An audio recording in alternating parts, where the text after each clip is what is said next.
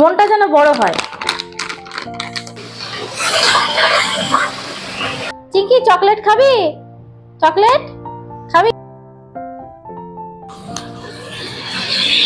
নমস্কার বন্ধুরা, আপনারা সবাই কেমন আছেন? আলাপ নন্দিনীর একটি নতুন ভিডিওতে আপনাদের সকলকে স্বাগত।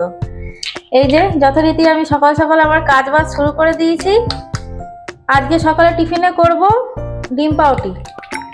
তো এই ডিমগুলো ফাটাচ্ছি, এর মধ্যে একটু গোলমরিচ দেবো, বিট লবণ দেবো, দিয়ে পাউটি দিয়ে মাখিয়ে তারপর ডিম টোস্ট করব। তো আজকে বাবুর রেজাল্ট, ক্লাস 8-এ উঠে গেল আমার ছেলে, ভালো রেজাল্ট করেছে। ক্লাস 8-এ উঠে গেছে, বুঝতেই পারছেন পড়ার চাপ আরও বাড়লো, আর সাথে সাথে আমার চাপটাও বাড়লো। কারণ বাচ্চা কাচ্চার শুধু চাপ বাড়ে না, তো মা বাবার বিশেষ করে আরো চাপ বেড়ে যায়, বিশেষ করে মাদের। আপনারা সবাই ওকে আশীর্বাদ করুন, ও যেন ভালো থাকে, সুস্থ থাকে, আর মানুষের মতো যেন মানুষ হতে পারে, মনটা যেন বড় হয়। পাউরুটির টোস্টগুলো তাহলে তাড়াতাড়ি করে নিই, আপনার দাদাকেও টিফিনে দেবো আর বাবুও টিফিন খাবে। আমি না একটা পাউরুটিকে দুভাগ করে নিয়ে টোস্টগুলো করি, তাহলে দেখবেন ভাজাটাও ভালো হয় আর খেতেও খুব ভালো লাগে। কিন্তু এই যে আমার পাউরুটির টোস্টগুলো কমপ্লিট, এবার বাবুর টিফিনটা বেড়ে দিই, বাবুকে খেতে দিই। আপনাদের দাদা আজকে পটল এনেছে, চিংড়ি মাছ এনেছে, বলেছে আলু পটল দিয়ে চিংড়ি দিয়ে করতে। আর এই যে কাতলা মাছ এনেছে, এই কাতলা মাছের যে কি একটা ঝোল করে দেবো। আমাদের কল্যাণপুর হাউজিংয়ে বেশ টাটকা মাছ পাওয়া যায় জানেন, খুব বেশি ভ্যারাইটি পাওয়া যায় না, তবে যেটুকু পাওয়া যায় মাছগুলো ভালোই থাকে।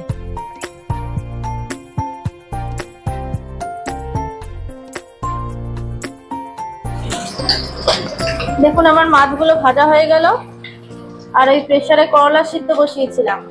আপনাদের দাদাকে এই মাছ ভাজা, করলা সিদ্ধ, একটু আলু মেখে দেব, আর ডাল করেছি, ডাল দিয়ে দেবো, খেয়ে যাবে।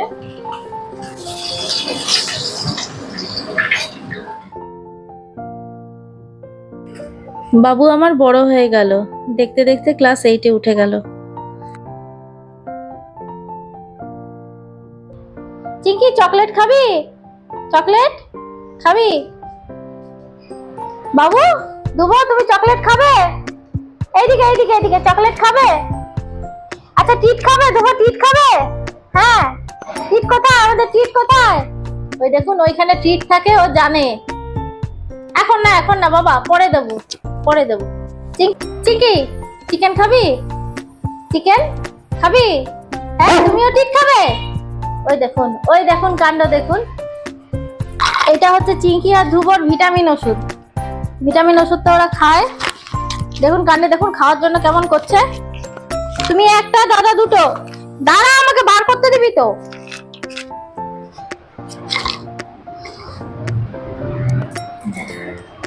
নিয়ে না নিজের ডেরায় চলে যায়, বিছানায় চলে যায়, যাতে কেউ না খেতে পারে। কেউ খাবে না তো ওষুধ। না, ওটা একটাই, এটা ইচ্ছা মতো নয়। এখন ধুবোকেও খেতে দেবে না। তুমি খেয়েছো তো? আর না,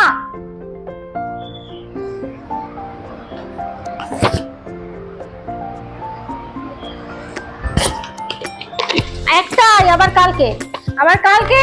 আর দেওয়া যাবে না, আর দেওয়া যাবে না। দিয়ে দিচ্ছি তো, দিয়ে দিচ্ছি তো। ছাদের কাজগুলো তাড়াতাড়ি মিটিয়ে যাই, এবার তাড়াতাড়ি রান্নাটা শেষ করি। পটল চিংড়ি করব। এই পটল আর আলু কেটে রেখেছি, এই যে চিংড়ি মাছ নুন হলুদ দিয়ে মাখিয়ে রেখেছি দিয়ে। আর পটল চিংড়ির জন্য মশলা হচ্ছে জিরে গুঁড়ো, আদা বাটা আর লঙ্কা বাটা।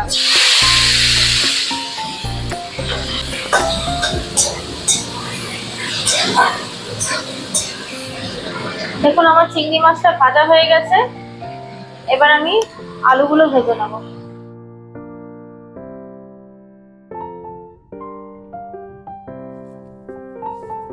এবার আমি পটলগুলো ভেজে নেব।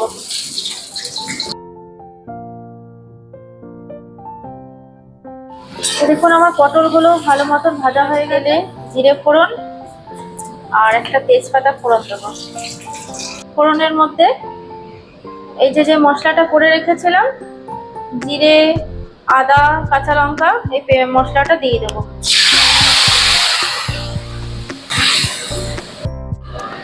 এবার আমি মশলাটার মধ্যে পরিমাণ মতো লবণ আর হলুদ দিয়ে মশলাটা আবার ভালো মতো কষিয়ে নেব।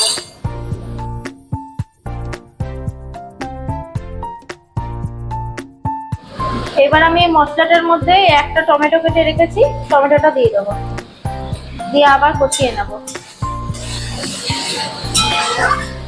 দেখুন মশলাটা আমার ভালো মতন কষানো হয়ে গেছে। এবার এর মধ্যে একটু মিষ্টি দিয়ে দেবো। এই যে মিষ্টি দিয়ে দিলাম।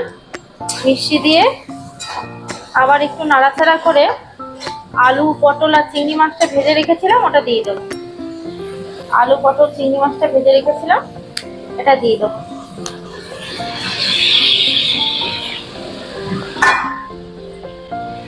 দিয়ে ভালো মতন করে আরেকবার কষিয়ে নেব।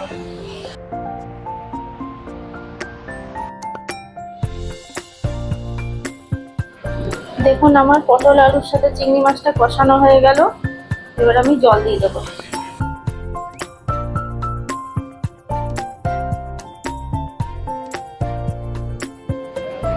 দেখুন আমার পটল চিংড়ি রেডি। রান্না বান্না কমপ্লিট করে ছেলেকে খেতে দিয়ে এই আমি স্নান করে এলাম। এবার যাই পুজো দেব, পুজো দেওয়া বাকি আছে। তারপর এই ছাদে জামা কাপড়গুলো তুলবো, তারপর আমি খাবো। তাহলে বন্ধুরা আজকের ভিডিওটা এই পর্যন্তই থাক। আমার ভিডিওগুলো যদি ভালো লাগে তাহলে একটা কমেন্ট করে জানাবেন, লাইক করবেন, সাবস্ক্রাইব করে দেবেন।